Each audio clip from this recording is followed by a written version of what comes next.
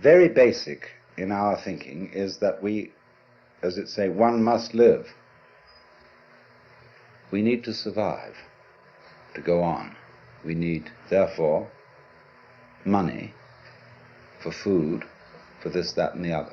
We must go on. And we know that we're not going to get away with it for very long. That after a certain number of years we're going to die. The thing is going to end. The thing that we call I is going to be as it is in sleep. Deep sleep with no dreams. But that between now and that happening, there may be the most ghastly pains. Not only perhaps the pains of physical disease, or being wounded or hurt, but the pains of worrying about our failure of responsibility to people who depend on us. And we suffer other people's suffering simply because we're sensitive and have imagination and participate in their sufferings, and our adrenaline and our chemicals respond simply by imagination to the sufferings of other people. And what about that?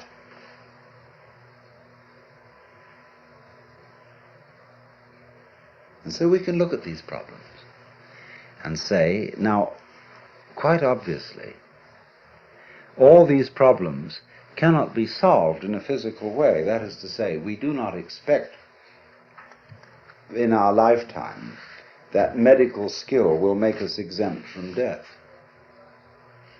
We do not seriously expect that human beings will all learn to be nice to each other and will refrain from war and horrors of that kind, racial prejudice and so on.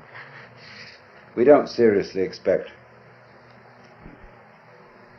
to find a method of being protected by taking some sort of drug against all possible disease and pain. So therefore we say, now maybe there's another way around. Maybe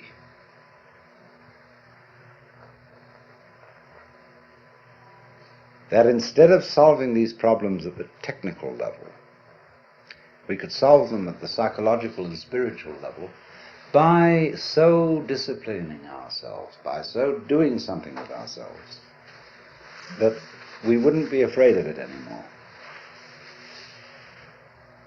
And so, in accord with that motivation, we seek out spiritual teachers, psychological teachers, this, that, and the other. Could we somehow be made over so that we don't worry about the quaking mess by a spiritual discipline or whatever?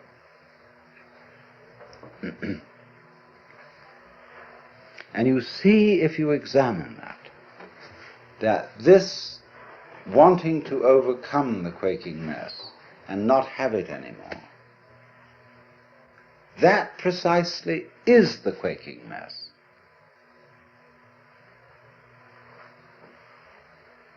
The thing that we object to about ourselves is precisely what we do about overcoming it.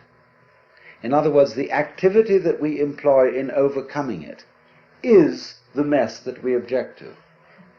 Do you see that? And it's very important to realize that. And if you do realize it, you raise the question, then what can I do?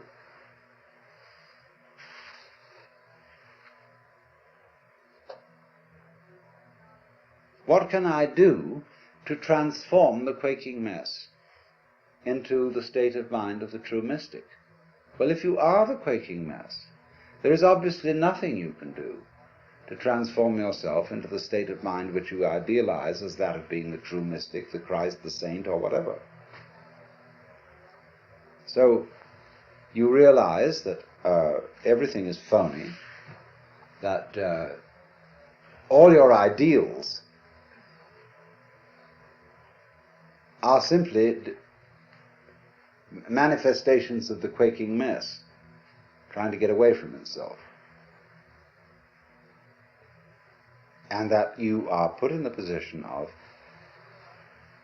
it is absolutely necessary for me to be different from the way I am, but there's absolutely nothing I can do about it, because being the way I am, I cannot be different from that.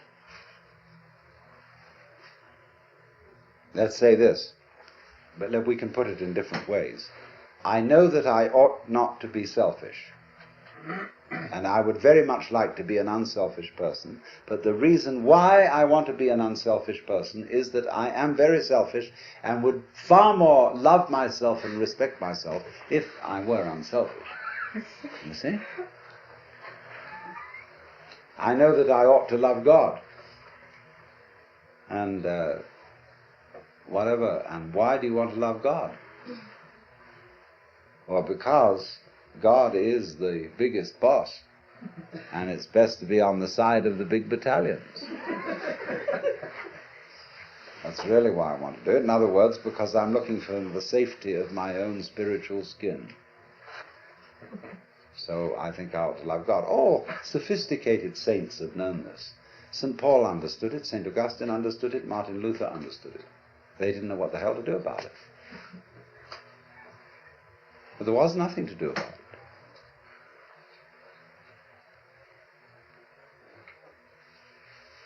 And yet something has to be done.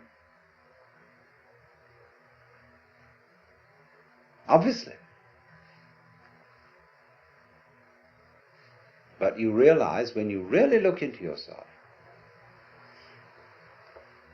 there's nothing you can do. And this, therefore, is our point of departure. That we here, perhaps not, mutually realize there is nothing we can do to be anything else than what we are.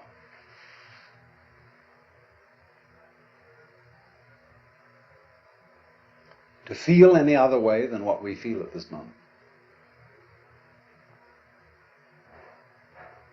And to be then this quaking mess which has the capacity for the horrors about what life can do to us. However, this isn't as much of a blind alley, a cul-de-sac, as it sounds. Because if you discover a blind alley, it tells you something. Watch the flow of water when it crosses over an area of land, and you will see that it puts out fingers, and some of them stop because they come into blind alleys. And the water doesn't pursue that course. It simply rises, and then it finds a way it can go. But it never uses any effort. It only uses weight, gravity. It takes the line of least resistance and eventually finds a course. Now we will do the same thing. Only we're ashamed of it. But we're going to do it anyhow. We think that when we come to a dead end, a blind alley, oh, I failed. Supposing the water, at each place where a finger of water stretches out over dry ground and doesn't go any further because the land is too high, the water were to say to itself, I failed.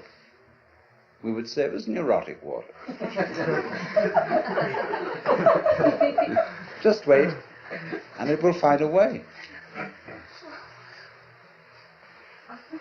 Now, when you find, you see, that there's this predicament that I've been describing to you,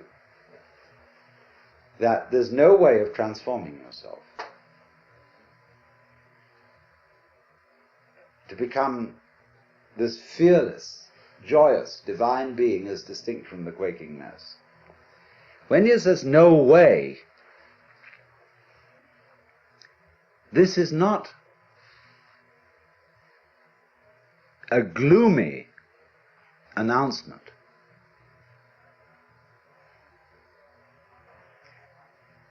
It is a very, very important communication.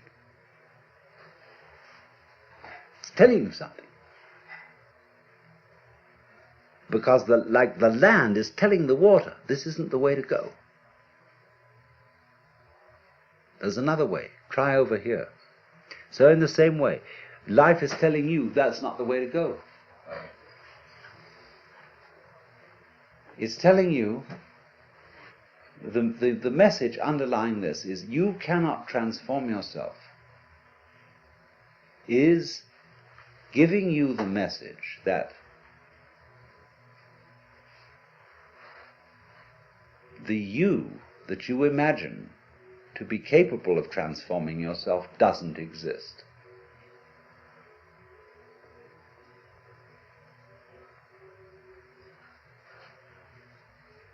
In other words, an ego, an I, separate from my emotions, my thoughts, my feelings, my experiences, who is supposed to be in control of them, cannot control them because it isn't there.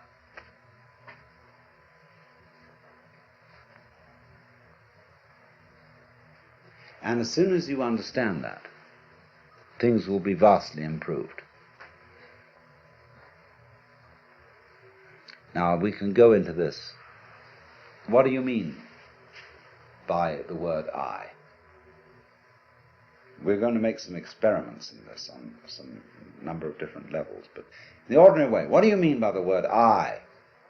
I myself. Your personality, your ego. What is it? Well, first of all, obviously, it's your image of yourself.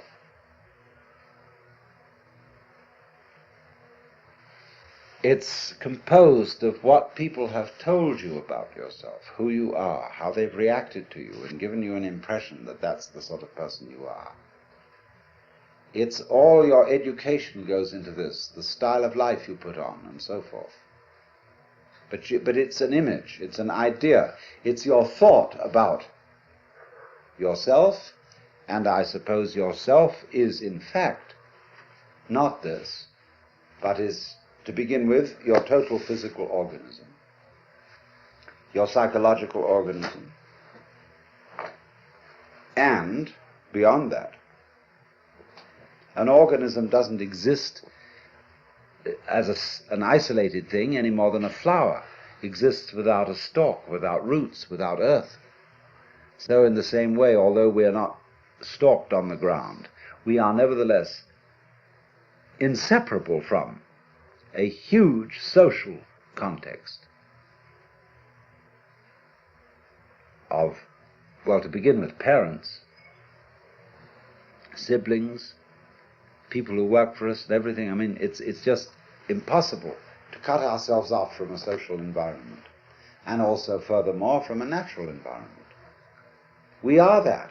There's no clear way of drawing the boundary between this organism and everything that surrounds it. And yet, the image of ourselves that we have does not include all those relationships. Our idea of personality of ourselves includes no information whatsoever about the hypothalamus,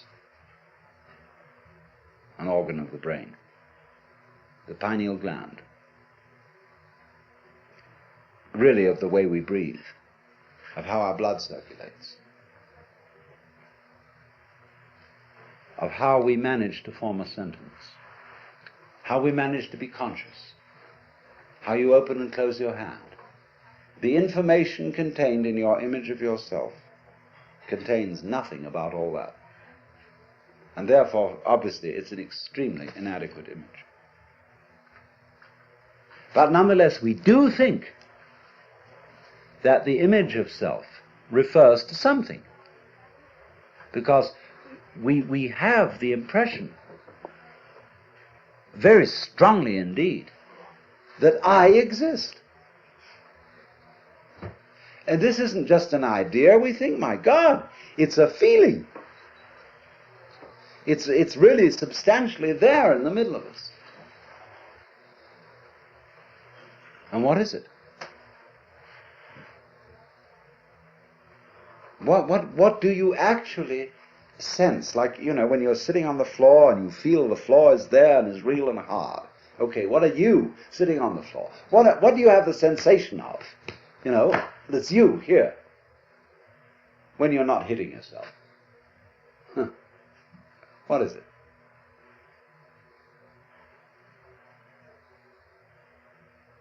Well, in what part of your body do you feel yourself, the real I, existing? We can explore this very deeply, but I'm going to give you a preliminary and superficial answer. The sensation which corresponds to the image of ourselves is a chronic muscular tension.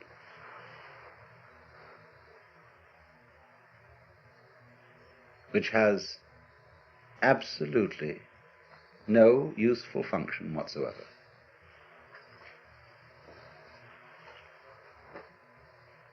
It is when you try, say, to concentrate.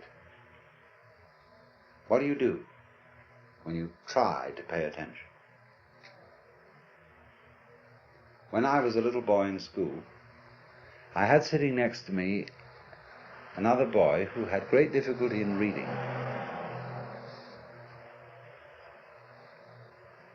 And as he worked over the textbook with its perfectly piffling information, he groaned and grunted to try to read, to get out the sounds, as if he were heaving enormous weights with his muscles.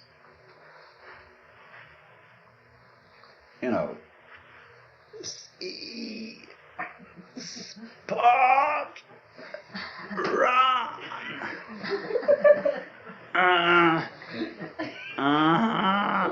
run, spot, run. These enormous weights he was heaving. And, the teacher was vaguely impressed that he was trying.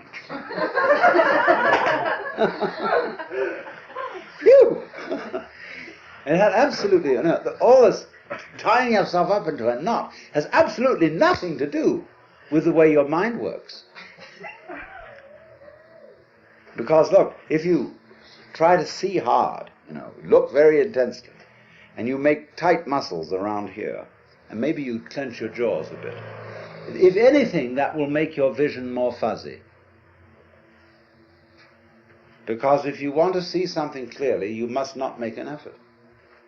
You must simply trust your eyes and your nervous system to do their thing. So you just look like that. I was writing the other night and I completely forgot somebody's name. But I knew that eventually my memory would produce it. And I just sat for a while and said to my memory, "You know very well who this person is. Please give me the answer." And so, boing, there it was.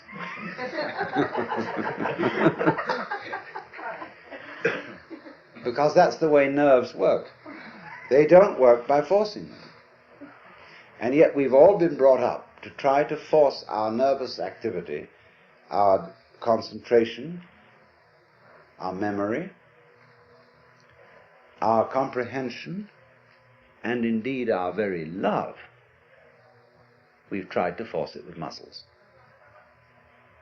Men will understand me if I say, you cannot force by muscular effort yourself to have an erection. Women will understand me if I say, you cannot force yourself with muscles to have an orgasm. It has to happen. And you must trust it to happen. And there is absolutely nothing you can do about it by using your muscles. Nothing, nothing, nothing. So in precisely the same way. Well, let's complete the picture. So therefore, the notion that we have of ourselves, of ego, is a compound of an image of ourselves which does not fit the facts, and a sensation of muscular straining which is futile.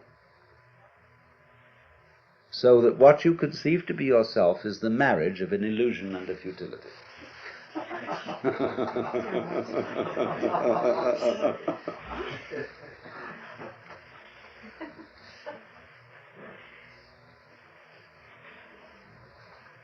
So, well, what are we, if that isn't the case? Well, obviously, if you want to take a scientific point of view, by that mythology, then your organism, about which we know very little, and the organism, as we've seen, is inseparable from its environment. And so you are the organism environment. In other words, you are no less than the universe. Each one of you is the universe expressed in the place which you feel is here and now. You're an aperture through which the universe is looking at itself, exploring itself. And we're going to go into that much more deeply. So when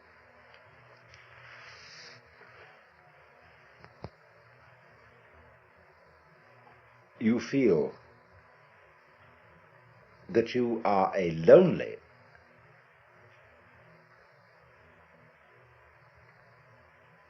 put upon, isolated, little stranger confronting all this, see, you have an illusory feeling. Because the truth is the reverse. You are the whole works that there is, that always was and always has been and always will be. Only, just as my whole body has a little nerve end here, which is exploring and which contributes to the sense of touch, you are just such a little nerve end for everything that's going on. Just as the eyes serve the whole body and help it to find its way around, so you are, as it were, serving the whole universe. You're a cell in it. And it's exploring itself. So that you as a function, you are a function of all that. And therefore, if this is so, it just doesn't fit these facts do not fit the way we feel. Because we feel it the other way around. I am a little lonely thing exploring all this universe and trying to make something out of it, get something out of it, do something with it. And I know I'm going to fail because I know I'm going to die one day. So we're all fundamentally depressed. And think up all these fantasies about what's going to happen to us when we're dead and all that kind of thing. What's going to happen to you when you're dead? What do you mean, you? If you are basically the universe, that question is irrelevant. You never were born and you never will die.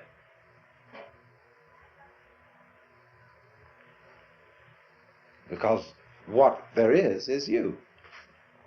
And that should be absolutely obvious. But it is not obvious at all. That should be the simplest thing in the world. That you, the I, is what has always been going on and always will go on forever and ever.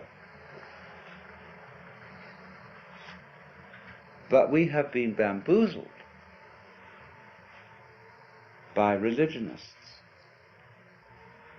by politicians, by fathers and mothers, by all sorts of people to tell us, you're not it. And we believed it. So, do you see now why, if I put it to you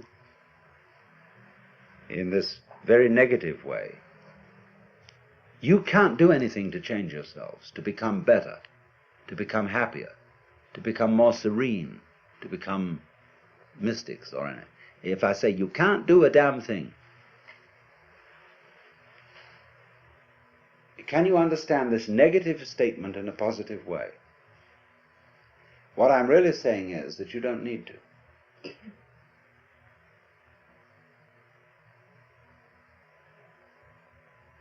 Because if you see yourselves in the correct way, you are all as much extraordinary phenomena of nature as, say, trees, clouds, the patterns in running water, the shape of fire, the arrangement of the stars, the form of a galaxy. You are all just like that.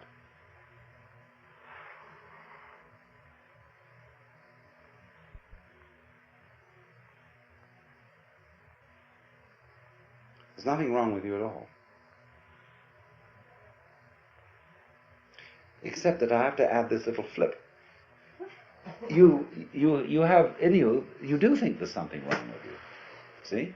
And there's no question, you do. We all object to ourselves in various ways. And I'm going to add, there's nothing wrong with that either. Because that's part of the flow. That's part of what is going on. That's part of what we do.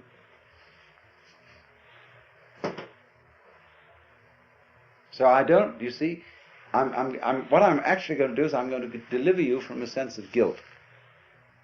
Because I'm going to teach you that you needn't feel guilty because you feel guilty.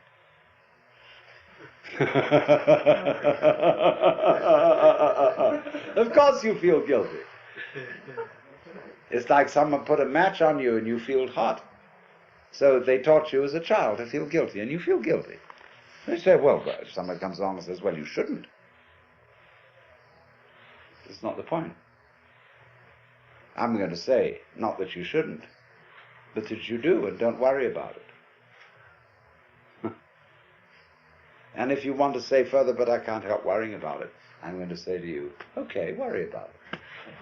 This is the principle called in Japanese judo, meaning the gentle way. Go along with it, go along with it, go along with it.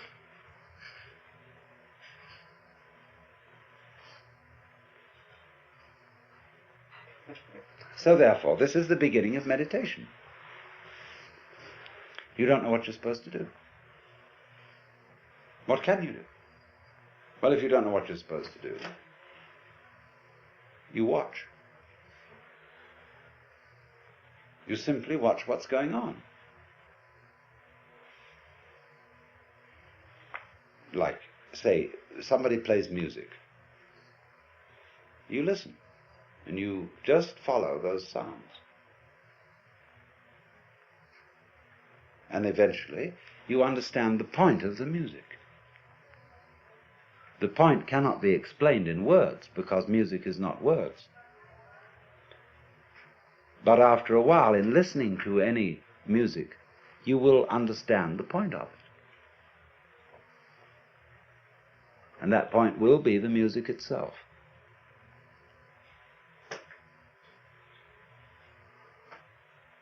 So in exactly the same way, you can listen to all experiences, because all experiences whatsoever are vibrations coming at you. You are these vibrations, as a matter of fact.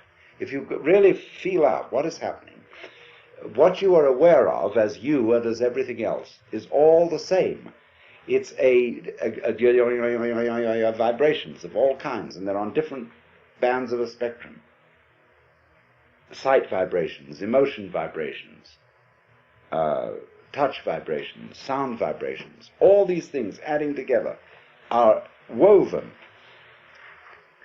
All the different senses are woven, and you get a pattern in the weaving, and that pattern is the picture of what you now feel.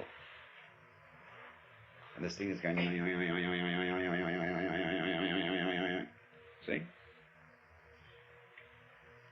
Now,